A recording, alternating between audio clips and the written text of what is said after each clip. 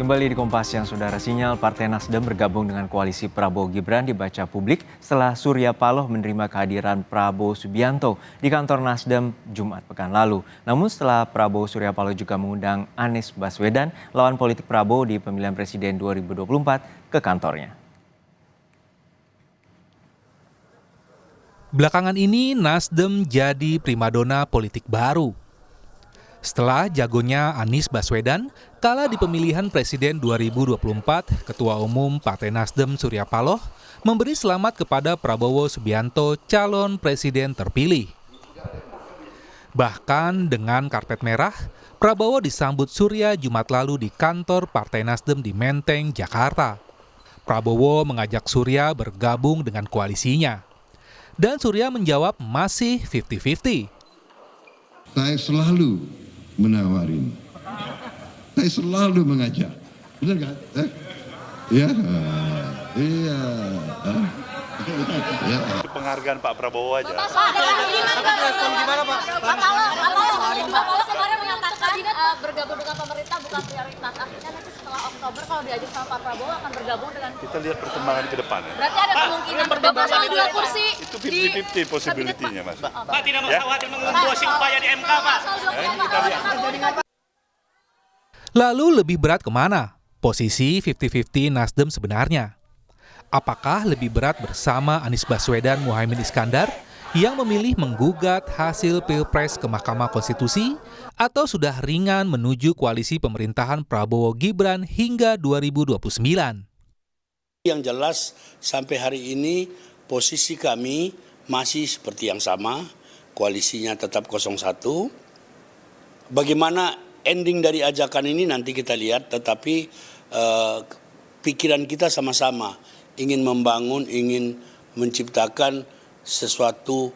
Kita berharap juga pemerintahannya kuat. Ada yang tanya bagaimana Nasdem mau tetap oposisi apa koalisi. Bapak Surya tadi mengatakan peluangnya 50-50. Nah, pegang itu aja, peluangnya 50-50. Seperti hendak memberi kesan bersama jagonya di Pilpres, Jumat petang Surya mengajak Anies buka puasa bersama. Di tempat yang sama, kantor Partai Nasdem. Bedanya tanpa karpet merah. Usai bertemu Surya, Anies menyampaikan bahwa Surya dan Nasdem masih bersamanya. Soal bergabung koalisi dan masuk kabinet Prabowo Gibran, Anies tak mempersoalkan. MK-nya belum selesai. Nah, MK-nya belum selesai. Kita tunggu semua sama MK. Kita tuh gini, MK itu proses selesai. Baru dari situ kita bicara tentang langkah-langkah ke depan. Dan saya mau tanya, pembentukan kabinetnya kapan? Masih lama, makanya titip itu disimpan buat doorstop bulan-bulan berikutnya. Terima kasih, Pak. Merangkul yang kalah untuk memperkuat posisi di pemerintahan selama 5 tahun adalah hal biasa. Sama halnya dengan Jokowi yang merangkul Prabowo Subianto, lawannya di Pilpres 2014 dan 2019. Kemudian Zulkifli Hasan dan Partai Amanat Nasional di ujung periode kedua Jokowi Ma'ruf Amin. Tim Liputan, Kompas TV. Sejak akhir pekan, perbincangan tentang langkah Partai Nasdem pasca pemilihan Presiden 2024 mengemuka. Apalagi setelah Prabowo Subianto, lawan politik Anies Baswedan di Pilpres yang diusung Nasdem mengajak Surya Paloh, Ketua Umum Partai Nasdem, untuk berkoalisi. Lalu apa arti penting Nasdem buat Prabowo di koalisi pemerintahannya kelak? Kita lihat hitung-hitungan dari hasil pemilu legislatif 2024 yang dilansir KPU di Koalisi Indonesia Maju yang mengusung Prabowo Subianto, Gibran Raka Buming Raka, persentase perolehan suaranya belum sampai 50% di DPR. Gerindra hanya punya 13,22%. Golkar 15,29%, serta Partai Demokrat 7,43% dan PAN 7,24%. Totalnya 43,18%. Padahal kalau mau mulus, pemerintahan Prabowo mesti menguasai lebih dari 50% komposisi di DPR. Lalu bagaimana potensi koalisi Prabowo Gibran bila Partai Nasdem ikut bergabung? Dengan perolehan suara Partai Nasdem 9,66%, koalisi Prabowo Gibran bakal memiliki di atas 50% di DPR, tepatnya 52,84%. Ini sudah cukup di atas kertas untuk memuluskan sejumlah program unggulan dari Prabowo Gibran di parlemen. Lalu bagaimana dengan oposisi di DPR? Bila Partai Nasdem bergabung, maka lawan Prabowo Gibran yakni Ganjar Mahfud dan Anies Mohaimin cuma memiliki 3 partai, yakni PDIP dengan 16,72%, PKS 8,4%, dan Partai Kebangkitan Bangsa 10,62%. Totalnya hanya 35,74%. Pertanyaannya, apakah ketiga partai ini akan bergabung masuk dalam koalisi Prabowo Gibran? Untuk membahas lebih lengkap terkait dengan potensi koalisi dan oposisi di pemerintahan Prabowo Gibran, kita bahas bersama dengan Direktur Eksekutif Carta Politika, Mas Yunarto Wijaya. Siang, Mas Yunarto, semoga dalam kondisi sehat selalu. Selamat siang, sehat-sehat. Ya, saat hari Jumat lalu Prabowo mendatangi langsung ke Nasdem Tower, tempatnya Pak Surya Paloh. Apakah ini terlalu dini dan kita bisa mengartikan 50-50 ini artinya satu kaki dari Partai Nasdem ini sudah berada di pemerintahan? Iya, sebetulnya ini tidak mengagetkan ya, minimal karena 2 hal. Konteks sehari atau 2 hari sebelumnya kita tahu Bang Surya Paloh ini baru menyatakan statement memberikan selamat kepada Prabowo Gibran dan mengakui kemenangan Prabowo Gibran. Saya pikir ini kan memang lanjutan saja dari statement Bang Surya Paloh. Dalam konteks lain kita juga sebenarnya tidak kaget melihat karakter dari Partai Nasdem ini kan sejarahnya ketika didirikan langsung masuk dalam barisan kekuasaan ya, mengusung Pak Jokowi, lalu kemudian 2 periode dalam barisan kekuasaan. Bang Surya Paloh juga latar belakangnya dari Partai Golkar yang biasanya selalu ikut dalam barisan kekuasaan, ditambah lagi karakter Bang Surya Paloh dan Nasdem ini kan biasa paling cepat untuk mengambil keputusan, seperti dulu adalah partai pertama yang selalu mengajukan capres, dalam hal ini Pak Joko Widodo. Jadi buat saya tidak mengagetkan kalau ditanya 50-50, memang perkiraan saya lebih mungkin Nasdem ini akan masuk ke dalam barisan kekuasaan, apalagi mengingat hubungan dekat antara Surya Paloh dengan Prabowo secara pribadi sudah dimulai sejak masa era Orde Baru. Jadi kalau ditanya spekulasi 50-50 ini, ya saya melihat 50-50-nya ini lebih mengarah kepada menjadi bagian dari kekuasaan. Tetapi apakah akan diputuskan dalam waktu cepat, minimal diekspos ke publik, saya pikir kata kuncinya akan menunggu terlebih dahulu keputusan MK sebagai bentuk etika politik. Dan kita tahu juga masa untuk pembentukan kabinet seperti kata Anies Baswedan masih sangat lama, 7 bulan dari sekarang minimal. Ya, dan ini menjadi menarik bila nantinya oposisi makin kecil dan Nasdem akan berhasil dirangkul. Lalu partai mana lagi yang dibutuhkan oleh Prabowo untuk masuk kembali di koalisi pemerintahannya kelak? Sebetulnya kalau kita bicara kebutuhan ya, cukup 50% lebih sedikit. Dan memang dengan masuknya Nasdem ini, hitung-hitungan saya bahkan bukan hanya di angka 52%. Kalau kita bicara perolehan kursi itu sudah di atas 55% ya. Jadi sebenarnya sudah memenuhi prasyarat lebih dari cukup. Tapi yang kita lihat dari sejarah kan bagaimana pengalaman SBY jilid kedua mengumpulkan sampai 75,34% kekuatan, bahkan coba dipermanenkan melalui setgap walaupun gagal.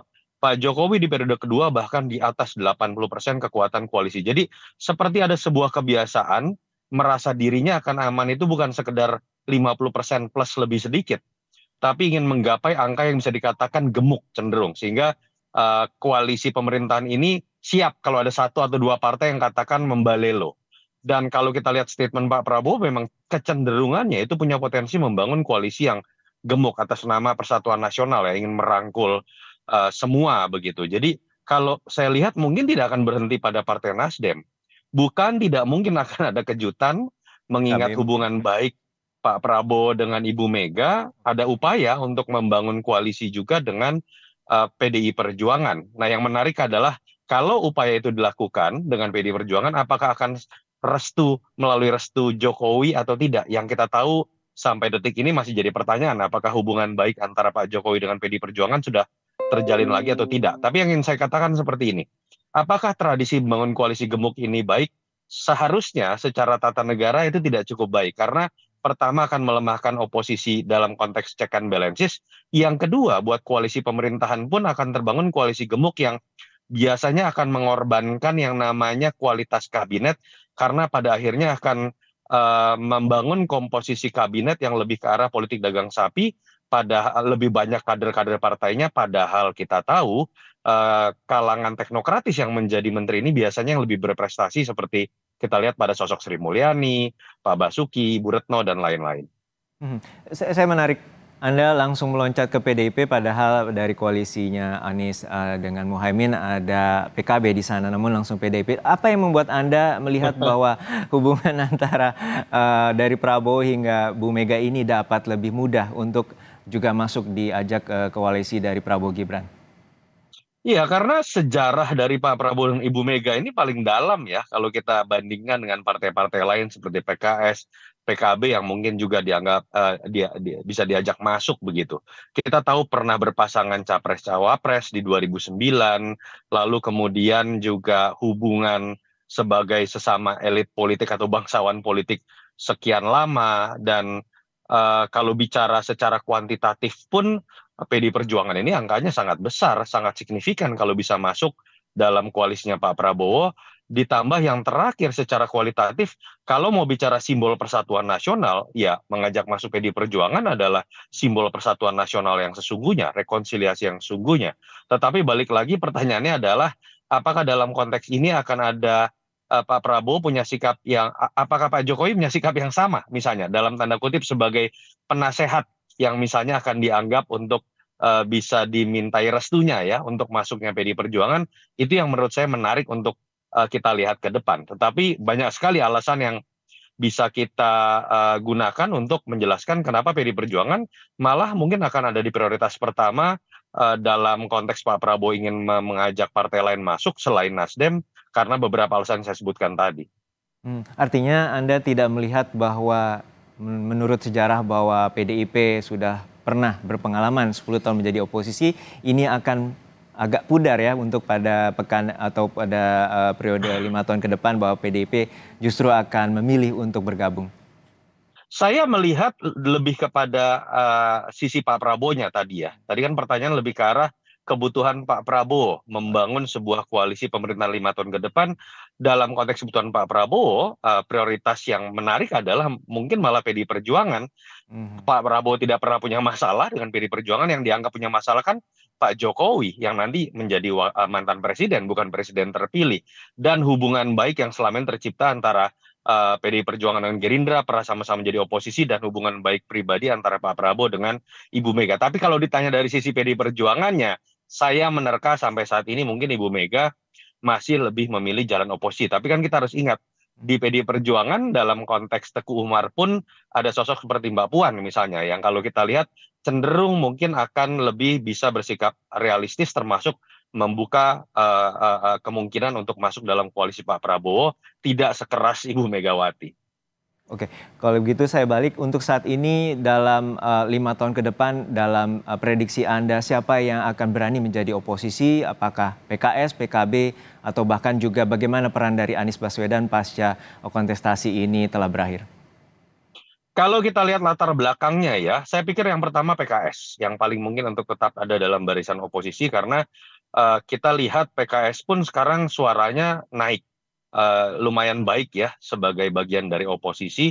Yang kedua, saya pikir kalau PDI Perjuangan dalam konteks pengambilan keputusan mengenai oposisi atau koalisi ini menyerahkan sepenuhnya hanya kepada Ibu Mega, saya pikir juga pilihan oposisi masih menjadi pilihan utama. Tapi kalau itu kemudian dibuka ruangnya untuk didiskusikan dengan tokoh-tokoh lain di PDI Perjuangan di luar Ibu Mega, saya pikir ruangnya menjadi 50-50 untuk menjadi bagian dari oposisi ataupun menjadi bagian dari koalisi. Sementara PKB saya pikir cenderung lebih lentur. Kita akan melihat mungkin kondisi yang tidak terlalu jauh berbeda dengan apa yang kita lihat di Nasdem yang sangat lentur, bahkan lebih mungkin untuk menjadi barisan dari koalisi.